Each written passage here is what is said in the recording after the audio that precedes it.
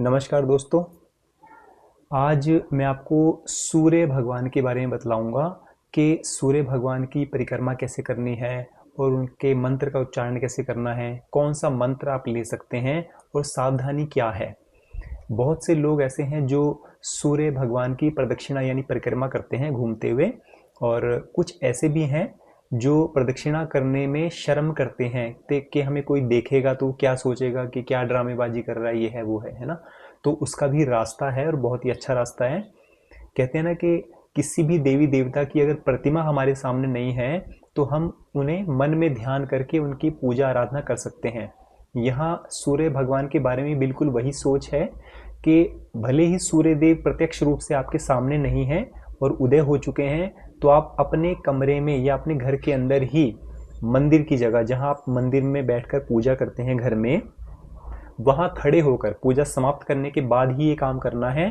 तो खड़े होकर जो है, जिस तरफ घड़ी की सुई घूमती है ना राइट साइड, तो आपने राइट साइड ही घूमना है और आपने प्रदक्षिणा लेनी है। 1 कर सकते हैं या 3 कर सकते हैं या 7 कर सकते हैं, लेकिन अगर आप 1 प्रदक्षिणा करेंगे तो आप एक बार मंत्र बोलेंगे, 3 बार करेंगे तो 3 बार मंत्र का उच्चारण करेंगे, अगर 7 बार करेंगे तो 7 बार मंत्र पढ़ेंगे।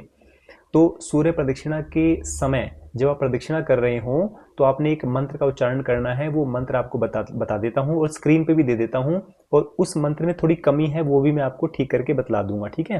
क्योंकि बुक में वो मंत्र गलत लिखा हुआ है, ज़्यादा गलती नहीं है, सिर्फ एक अक्षर की गलती है, वो मिस है। तो मंत्र इस प्रकार है: यानी कानी च पापानी जन्मांतर कृतानि च तानि सर्वाणि नश्यन्तु प्रदक्षिणम पदे पदे।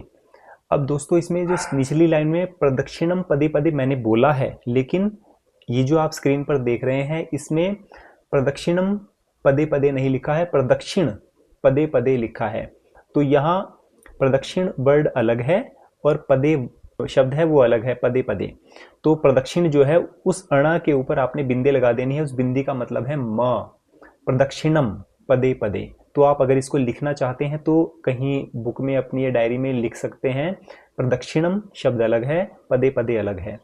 तो इस मंत्र का अब रहा अर्थ: मैंने इस जन्म में या पिछले जन्म में जो भी पाप कर्म किए वो मेरी परिक्रमा के बढ़ते कदमों के साथ जो है धीरे धीरे नष्ट हो जाएं। मेरे सभी पाप, मतलब जैसे जैसे मैं प्रदक्षिणा कर रहा हूँ या परिक्रमा कर रहा हूँ, और जैसे घड़ी की सुई घूमती है उसी दिशा में घूम रहा हूँ राइट साइड से लेके, और 7 परिक्रमा मैंने पूरी कर दी हैं।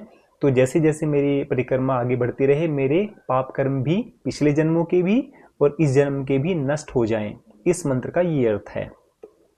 अब रहा, जब आप सूर्य भगवान को अर्घ्य देते हैं तो कई लोग ज़्यादातर यही जानते हैं कि ओम सूर्याय नमः, है ना, फेमस मंत्र यही है।